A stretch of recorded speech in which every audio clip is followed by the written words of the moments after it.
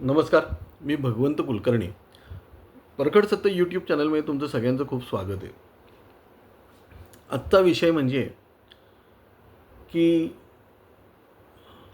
कल बंगालमध्ये ममता बॅनर्जी हरल्या. काँग्रेस तर सगळं संपल्यासारखंच आहे.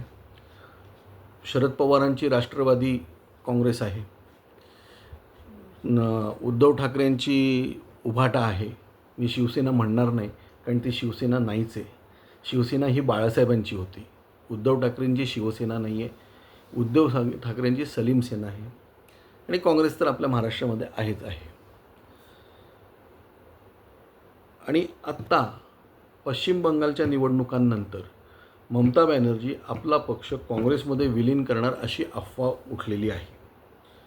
कारण परिस्थिती पण तशी आहे की त्यांना लोक त्यांच्या त्या हलकट स्वभावामुळे लोक त्यांना सोडून जाणार आहेत. आणखीन त्यांचा तो भाचा याच्या विध्वंसक आणि क्रूर स्वभावामुळे लोक त्यांना सोडून जात आहेत.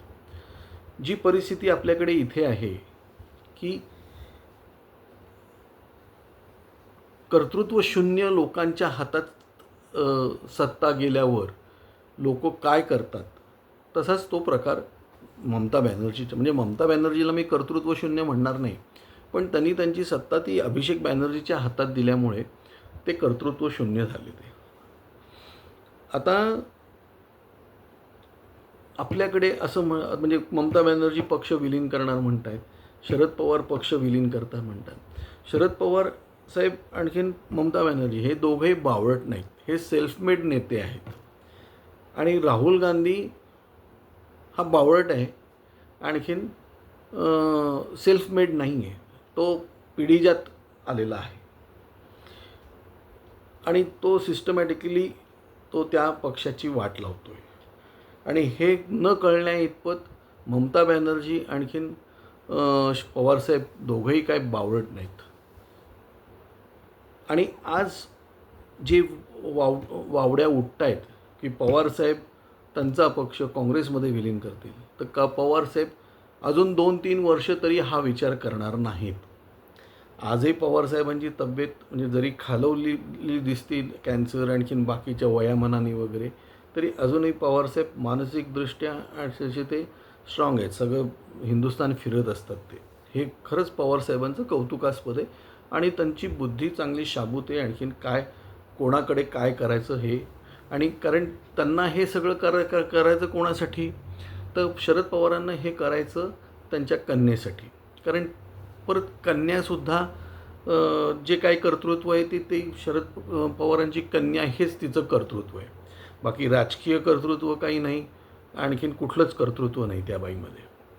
म्हणून त्यांची व्यवस्था लावण्यासाठी आता समजा काँग्रेसमध्ये विलीन केलं, तर आधीच काँग्रेस म्हणजे हे गांधी हे पवारसाहेबांचे अगदी कट्टर विरोधक आहेत. काय आणि पवारसाहेब आल्यामुळे ते पवारसाहेबांचा उपयोग करून वरती येतील, पण पवारसाहेबांचं खच्चीकरण करतील. ते पवारसाहेबांना तुम्हाला आदराने ते वागवणार नाहीत. सुप्रिया सुळेला सुद्धा ते आदराने नंतर म्हणजे कितपत काय करतील, I have my on doubts. त्याच्यानंतर आज अजितदादा नाहीत. आणखीन पवारसाहेबांनी तो दादांच्या पक्षाचं विलिनीकरण करून सगळा हे केला, पण तो घालवला त्यांनी सगळं. म्हणजे ते काय होणार नाही. म्हणजे सुनेत्रा वहिनी काही पवारसाहेबांबरोबर त्यांचा पक्ष विलीन करणार नाहीत. आणि त्यातून जे पेरतो ते आपण उगवतो. आता कुठल्या सध्या निवडणुका पण नाही आहेत.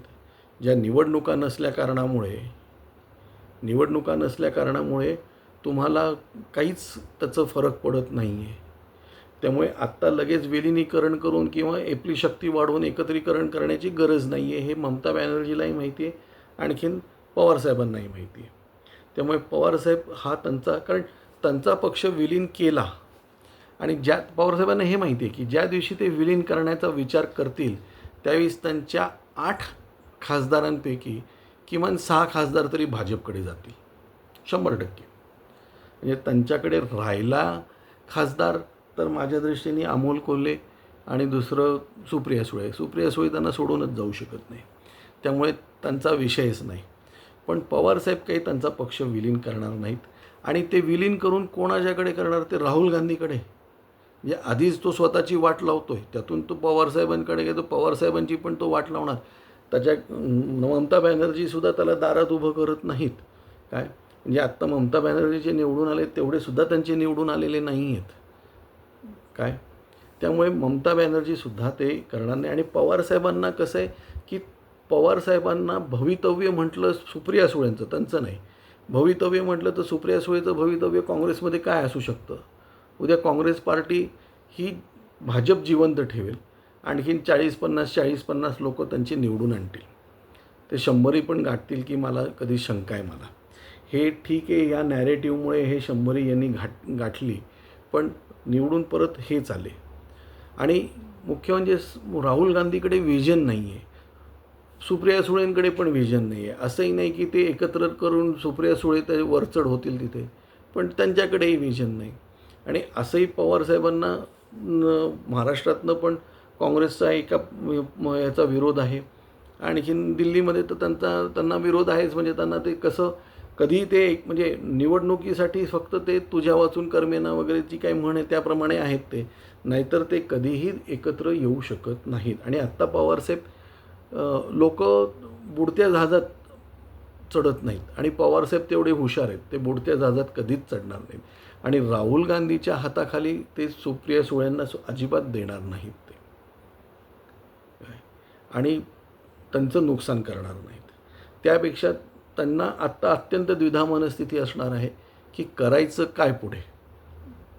कारण उद्या त्यांनी तो हे घेतला की त्यांचे जे काही माझ्या माहितीप्रमाणे 10, हो बहुतेक त्यांचे 10च आमदार आहेत, तर 10पैकी 10सुद्धा जाऊ शकतात. काय पण खासदार मात्र त्यांचे 6 जाणार, 100% 6 जाणार. काय आणि आणि ते गेल्यानंतर दुसरी गोष्ट उभाठा.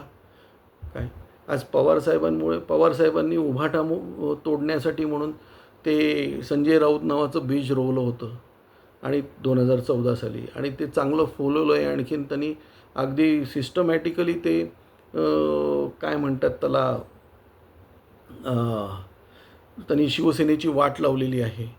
आणि ते जे पेरलं होतं त्यांनी तेच पवारसाहेबांच्याही अंगाशी आलं आणि पवारसाहेबांची आज वाट लावलेली आहे. आणि आज ते पवारसाहेबांचे स्पोक्समन असल्यासारखं म्हणतात की बाबा काँग्रेसला मजबूत करा, पवारांना मजबूत करा, असं कधी संजय राऊत म्हणणार नाहीत. कारण संजय राऊतांना त्यांची राज्यसेवा मिळवायची आहे. काय आणि पण तेही राज्यसभा त्यांची मिळणार नाही त्यांना सांग. म्हणजे अगदी भाजपशी इंटरनल काही कॉम्प्रोमाइज केलं देवेंद्र फडणवीसांशी तरच त्यांचं होऊ शकतं, नाही तर त्यांना काही होऊ शकणार नाही. आणि मला वाटत नाही त्यांच्याशी कोणी कॉम्प्रोमाइज करेल. त्यामुळे पवारसाहेब काही त्यांचा पक्ष विलीन करणार नाहीत. म्हणजे विलीन केला तर सगळ्यात मोठी पंचायत कोणाची होईल, तर ती रोहित पवारची होईल. कारण रोहित पवार नाही काँग्रेसचा होऊ शकत, नाही भाजपचा होऊ शकत, नाही म्हणजे सुनेत्रा वहिनी तर त्याला जवळ पण करणार नाही. तो ह्याच्यामध्ये काय म्हणतात त्याला, शिवसेनेमध्ये बसू शकत नाही, काही करू शकत नाही. काय आणखीन आता जे काय त्यांचं ते ढोंग चाललेलं आहे, काय म्हणतात त्याला, उपोषणाचं, त्या उपोषणाच्या ढोंगामध्ये सुद्धा ते उघडे पडणार आहेत किंवा पडत आहेत. काय आणि हे शरद पवार सिस्टमॅटिकली त्यांना संपवत आहेत. शरद पवारांनी कधीच कोणाला वरती आणलं नाही, त्यांनी संपवासंपवीचंच केलं काम. म्हणून काँग्रेस त्यांना जवळ केलं, कारण उद्या हे जवळ गेले चांगल्या आत्ताच्या ह्याच्यामध्ये ते काँग्रेसच संपवतील. म्हणून काँग्रेस त्यांना जवळ केलं तरी अंतरावर ठेवेल आणि शरद पवार त्यांना हे संपवतील, म्हणून शरद पवार काँग्रेसमध्ये विलीन करणार नाही. आज एवढंच. धन्यवाद.